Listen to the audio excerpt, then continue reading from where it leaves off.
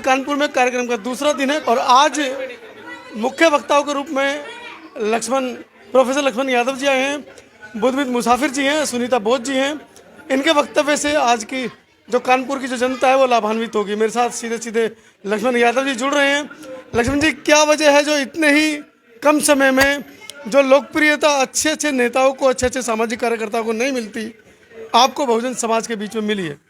नहीं, मुझे लगता है कि ये बहुजन समाज के लोगों का बड़प्पन है, ये उनका प्रेम है कि वो हमें सम्मानित कर रहे हैं, हमें जानते हैं।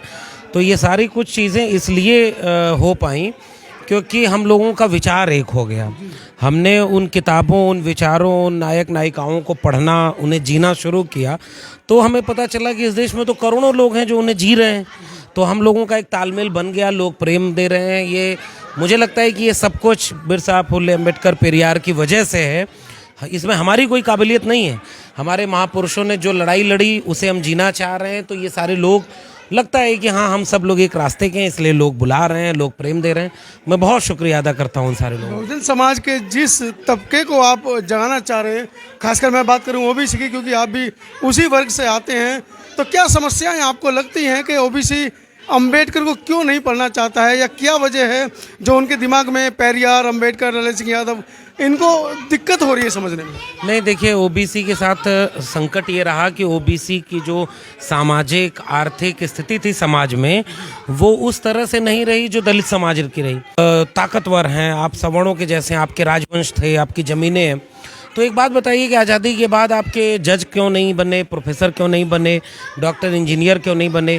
52% आबादी में प्रोफेसर 2019 तक जीरो थे ओबीसी के।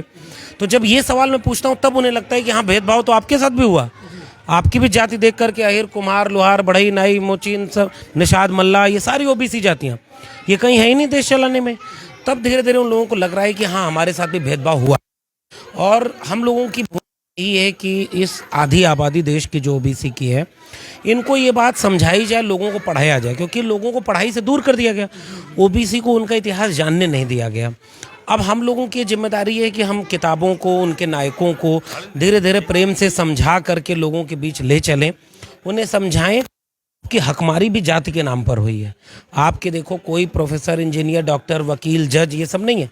ज़मीनें आपके पास। हमारे यहाँ ओबीसी में बाबू जगदेव प्रसाद एक नारा लगाए थे कि 100 में 90 शोषित हैं, धन, धरती और राजपाट में 90 भाग हमारा है। तो वही चीज़ आप लोगों को समझानी है कि इस देश की 90% संपत्ति पर, ज़मीन पर, नौकरी, शिक्षा पर, इस देश को चलाने में 90% वंचित, शोषित की एका बनाने की ज़रूरत है।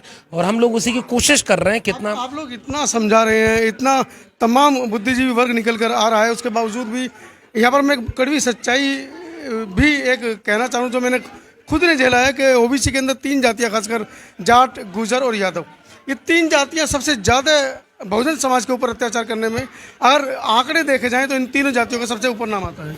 देखिए, जाट और गुर्जर का मामला तो ऐसा, उनका बहुत हाल तक राजवंश रहा अभी तक, और जमीनें उनके पास हैं। जबकि बौद्ध जो जाट राजा थे वो खुद बौद्ध के अनुयायी रहे, बौद्ध अनुयायी रहे, लेकिन वो बौद्ध परंपरा को आगे नहीं बढ़ पाई।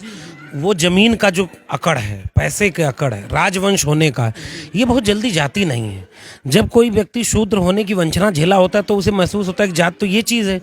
जिसने झेला ही नहीं, यादवों ने झेला ही नहीं, कम झेला है। हालांकि अब जब मुख्यमंत्री बनने के बाद कुर्सी धुलाई गई गंगा जल से, तो धीरे धीरे समझ में आ रहा है। हिसाब से गंगा जल से नहीं, गंदे जल से। अब ये आप कहिए, मैं तो इस तरह नहीं कहूँगा, लेकिन जो समझ में आया ना, हमारे यहाँ ओबीसी के 2 नेता एक साथ मुख्यमंत्री थे। कर्पूरी ठाकुर बिहार में थे और यूपी में रामनरेश यादव थे। तो दिल्ली से जब नारा चलाया उन लोगों ने कि दिल्ली से चमड़ा भेजा संदेश और बार बनावे कर्पूरी और भैंस चरावे रामनरेश, जब मैं ये सब बात याद दिलाता हूँ कि भले आप राजा रहे हो, भले आपके पास ज़मीन रही हो, सब कुछ रहा हो, लेकिन आपका अपमान देखिए जाति के नाम पर कितना किया गया। ये बात समझाना पड़ेगा। देखिए, जो अछूत होने का दंश नहीं झेला, जाट और गुर्जर तो कहते ही नहीं आज भी उनको नौकरी चाहिए, वो तो राजा हैं। आप उनसे कहोगे हिंदू धर्म छोड़ दो तो वो आपके ऊपर अत्याचार का एक और वजह होती है, पता है? ज़मीन जो थोड़ी बहुत इन जातियों के पास थी ना, तो उत्पादन संबंधों में मजदूर और मालिक का जो संबंध होता है, तो उसमें हमेशा ये शोषण बना रहेगा। मालिक की प्रवृत्ति है कि वो मजदूर का शोषण करे। ये जब उत्पादन संबंध बदल रहा है ना, तो धीरे धीरे ओबीसी को समझ में आ रहा है कि भाई आप जमीन लेकर के भी राज नहीं कर पाए, जमीन तो आपकी चली गई और ये अंबानी अडानी के हाथों जमीन बेच दी गई, आपके डॉक्टर इंजीनियर वकील बन नहीं पाए। तो अब जो एका बन रही है, अब इसको भी देखिए, ओबीसी समाज में नए लोग अब उभर रहे हैं। और जैसे मैं जो कोशिश कर रहा हूँ वो यही, आप विश्वविद्यालय में पढ़ने वाले किसी जागरूक ओबीसी से पूछिए तो वो कभी भी दलित के खिलाफ एक शब्द नहीं बोलेगा।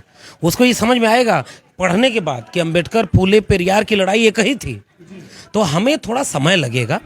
हिंदू धर्म का नफरत ऐसी बढ़ दी गई है ना, धीरे धीरे जाएगी। हम अचानक अगर कहें कि आज ही चली जाए, पीढ़ी दर पीढ़ी भरा गया है, तो एक आध पीढ़ी लगेगा उसको जाने में। पेरियार ललई सिंह यादव युवा है, युवाओं से क्या अपील आप करना चाहिए? अपील युवा से अलग नहीं, युवा, नौजवान, वृद्ध, बुजुर्ग सब जड़ों की तरफ लौटिए। आप अपने इतिहास को पढ़ें, अपने समाज में जो स्थिति आपकी है, जाति व्यवस्था जो है, अपने विचारकों को पढ़ें और आसपास जरा नज़र दौड़ाएं कि आज आप कहाँ खड़े हैं। अगर आप भी हिंदू होते, ओबीसी समाज के लोगों को कह रहा हूँ, आप हिंदू की लठैती कर रहे हैं, हिंदू धर्म बचाने आप ही आगे जा रहे हैं। ये अमित शाह का बेटा हिंदू धर्म बचाने क्यों नहीं जाता है? ये सारे नफरती बयान देने वाले दंगाई लोगों के बेटे बेटी क्यों नहीं जा रहे हैं? तो हमारे लोगों को इस्तेमाल किया जा रहा है दंगों में, हिंदू बनाने में, और उसके बाद जब मौका मिल रहा है आपको ओबीसी बना करके हाशिए पर ढकाला। आप बड़े प्रदेश के उप मुख्यमंत्री बन जाएंगे तभी स्टूल मिलेगा। पैसा कौन लूट रहा है? नौकरी किसके पास है? लेटरल एंट्री में कौन एंट्री पा रहा है? अगर ओबीसी आधी आबादी है, ओबीसी हिंदू 340 लोग लेटरल एंट्री से ज्वाइंट सेक्रेटरी बने, तो 340 में आधे से ज़्यादा लोग ओबीसी होने चाहिए थे, क्योंकि वो भी हिंदू, ये भी हिंदू। सारे सवर्ण क्यों भरे भाई? एक भी दलित, पिछड़ा, आदिवासी।